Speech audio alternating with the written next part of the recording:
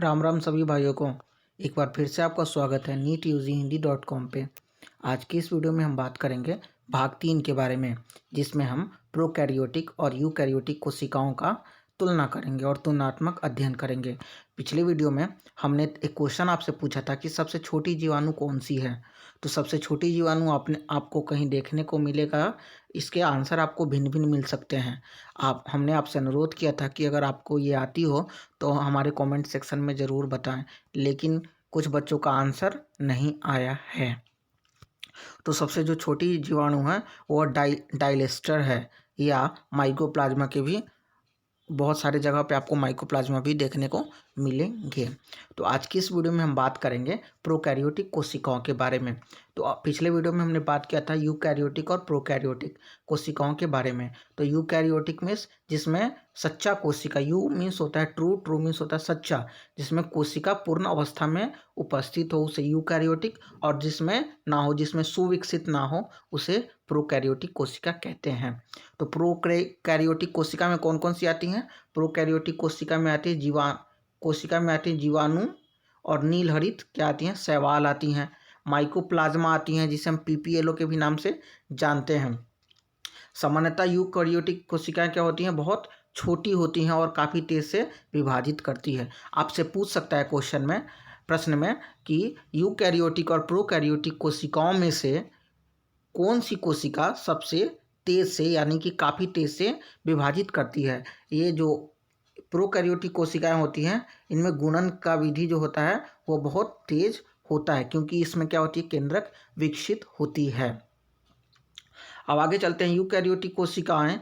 जो यूकैरियोटिक कोशिकाओं के बारे में हम बात करते हैं, तो यूकैरियोटिक कोशिकाएं कौन सी होती है? जिसमें न्यूक्लियस प्रेजेंट होता है। इसमें कौन कौन से आते हैं? इसमें आते हैं पादप, प्राणी एवं कवक।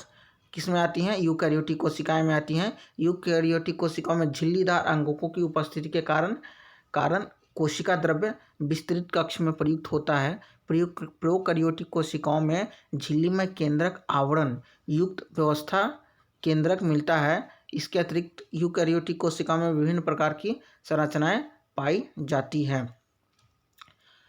जटिल गतकीय एवं कोशिकीय कंकाल जैसी संरचना मिलती है, जिसमें आनुवांशिक पदार्थ गुणसूत्र के रूप में व्यवस्थित होता है। ऐसा बात नहीं है कि प्रोकैरियोटिक में गुणसूत्र नहीं होती है, उसमें भी होती है। जीवाणु में भी गुणसूत्र होती है, जो कि मीजोजोम के रूप में पाई जाती है।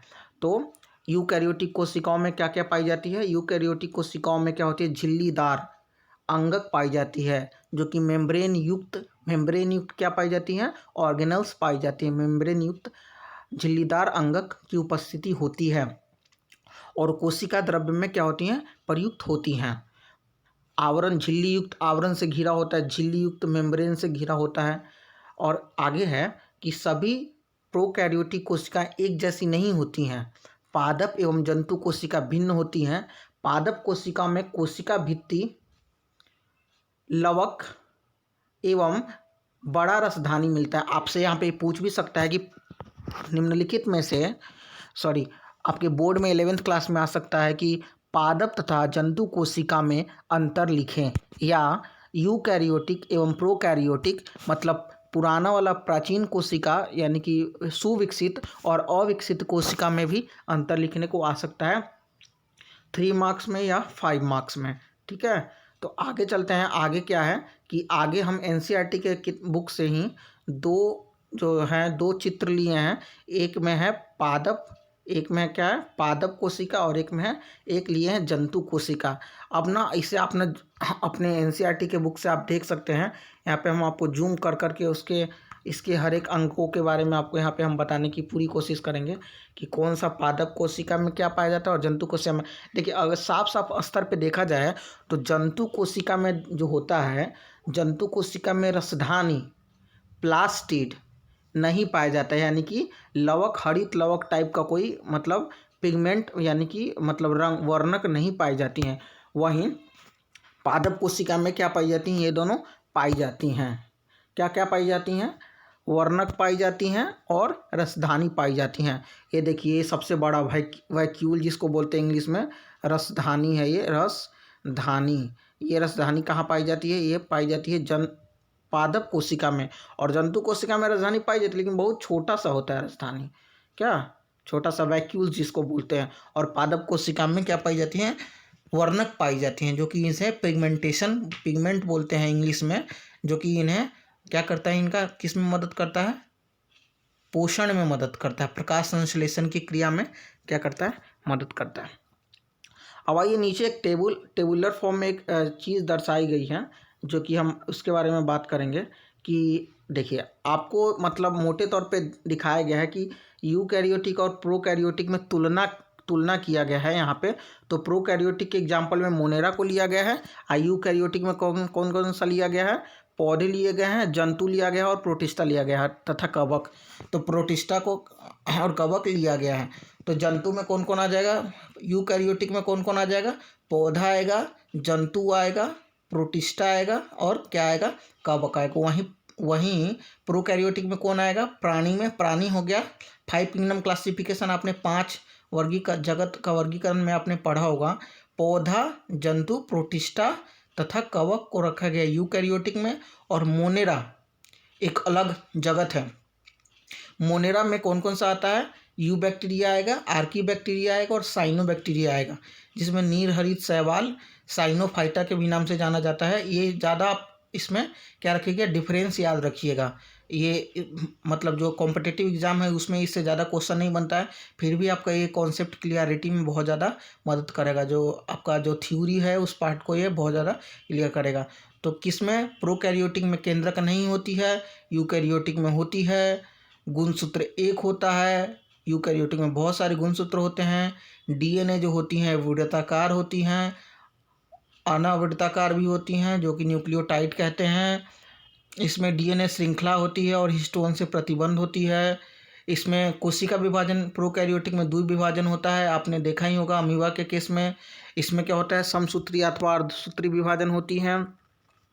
अंगक क्या क्या होते हैं इसमें, अंगक के बारे में एक बार देखते हैं। अंगक क्या क्या होते हैं, राइबोसोम छोड़कर कोई हरे जीवाणु में जो प्लाज्मा लेमा सब शब्द अंतर्वलय एवं मीजोजोम बना देती है।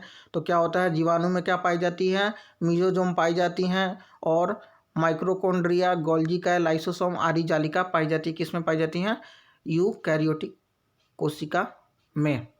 आगे कोशिका भित्ति जो होती हैं प्रोकैरियोटिक में किसकी बनी होती है, पेप्टाइडोग्लाइकेन की बनी होती है और माइकोप्लाज्मा में तो होती ही नहीं है।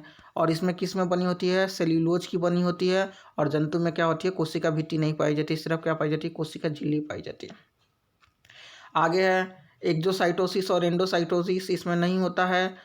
और इसमें होती है कक्ष, इसमें जो होता है कंपार्टमेंटलाइजेशन यानी कि कक्षक का निर्माण किसमें नहीं होता है, किसमें नहीं होता है, जीवाणु कोशिका में नहीं होती है, मतलब प्रोकैरियोटिक में नहीं होती है। और यूकैरियोटिक में कंपार्टमेंटलाइजेशन होता है। कोशिकीय संरचना में क्या होगा, ये ज़्यादातर मुख्यतः कोशिकीय होते हैं। इसमें मुख्यतः बहुत सारे कोशिका होते हैं। कोशिकीय जो उपापचय की क्रिया होती है, मेटाबॉलिज्म होती है, इसमें अवायवीय और वायवीय दोनों होता है। और इसमें सिर्फ वायवीय होता है, मतलब इसमें ऑक्सीकरण होता है। इसमें ऑक्सीकरण और अवकरण दोनों प्रकार की श्वसन की क्रिया होती है। कोशिका का आकार जैविक रूप में 1 से 10 माइक्रोमीटर पाई जाती है और 10 से 100 माइक्रोमीटर इसकी कोशिका की लंबाई पाई जाती है। तो ये रहा आज का दूसरा वीडियो। अगर आपको वीडियो अच्छा लगा हो तो लाइक करें, शेयर करें एंड सब्सक्राइब करें। इसका PDF इसके डिस्क्रिप्शन से ज़रूर डाउनलोड करें। हाँ, एक बात और, वीडियो को पूरा देखें और जो लोग वीडियो को डिसलाइक करें वो बहुत अच्छा काम नहीं कर रहे हैं, क्योंकि ये बहुत मेहनत से बनाई गई लेक्चर है और आपके लिए यह लेक्चर सारी देखो, आप सारा PDF तैयार करने में बहुत ज़्यादा समय लगता है। इसलिए इज्जत दीजिए, हमारा इज्जत नहीं दीजिए लेकिन इस कंटेंट का इज्जत दीजिए जो कि बहुत मेहनत से बनाया गया। बहुत बहुत धन्यवाद आपका वीडियो देखने के लिए।